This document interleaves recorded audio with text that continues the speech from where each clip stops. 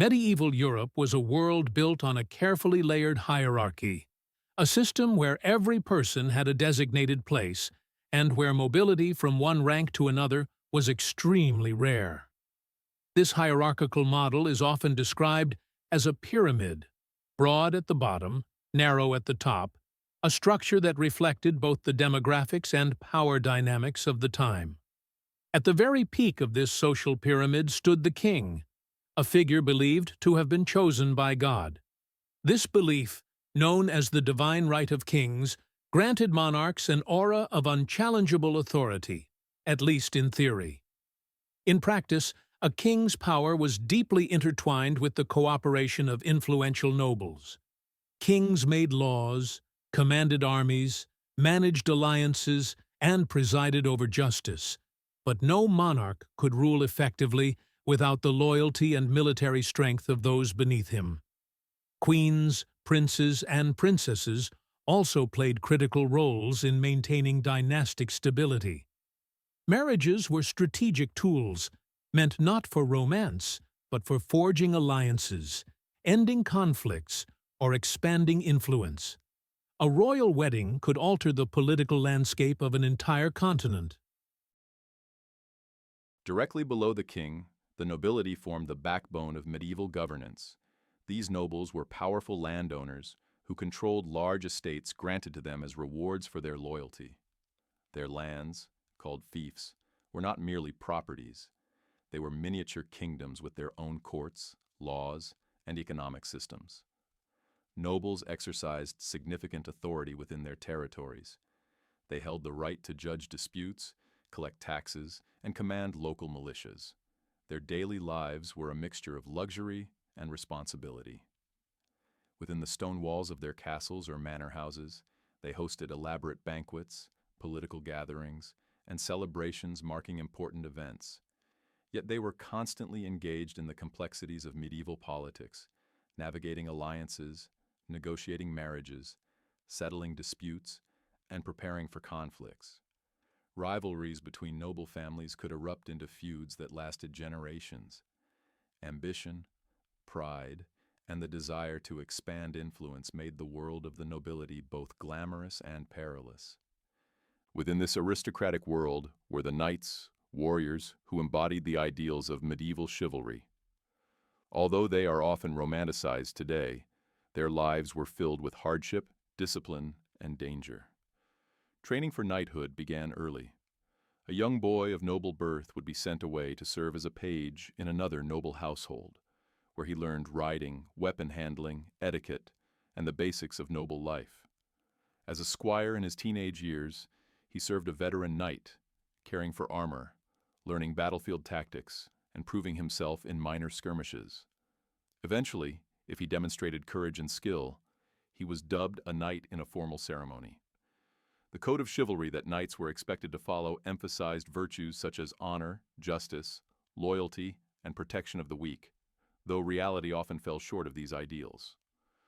Knights were heavily armed and armored warriors, essential in defending territories from invaders or rebellious factions.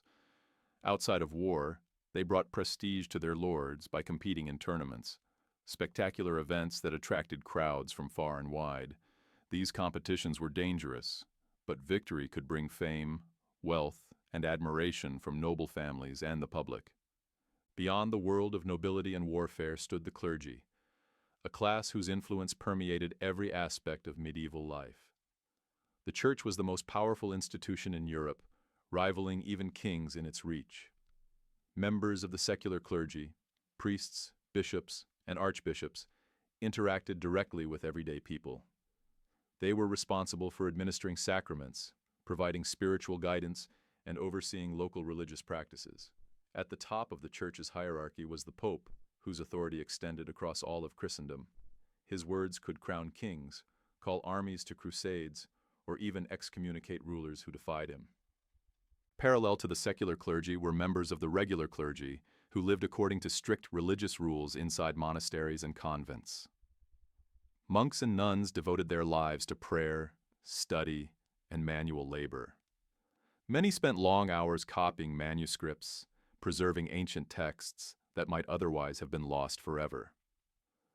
Monasteries also served as centers of learning, charity, and healing, offering education, hospitality, and medical care to those in need.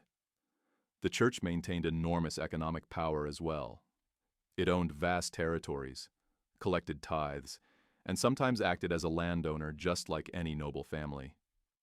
Its spiritual authority, combined with its wealth, made it an essential pillar of medieval society.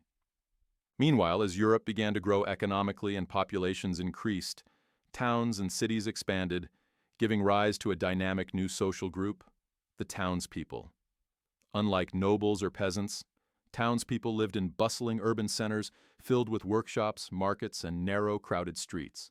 Merchants traveled across long trade routes, exchanging goods such as cloth, spices, metals, and luxury items. As trade flourished, many merchants accumulated wealth that rivaled and sometimes surpassed the riches of noble families.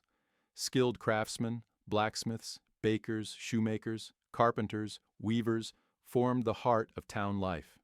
They produced essential goods and often belonged to guilds, organizations that regulated the quality of work, controlled prices, and maintained professional standards. Apprentices learned trades from master craftsmen, rising through ranks over many years. This growing urban class contributed significantly to economic growth and would later play a major role in the transformative changes of the Renaissance. Lastly, at the foundation of medieval society were the peasants, the largest and most essential group. Life for peasants was demanding physically and economically. Most lived in small villages and worked the land from dawn until dusk. Some were free peasants, meaning they paid rent or service in exchange for the right to work their land. However, the majority were serfs, people bound to the estate where they were born.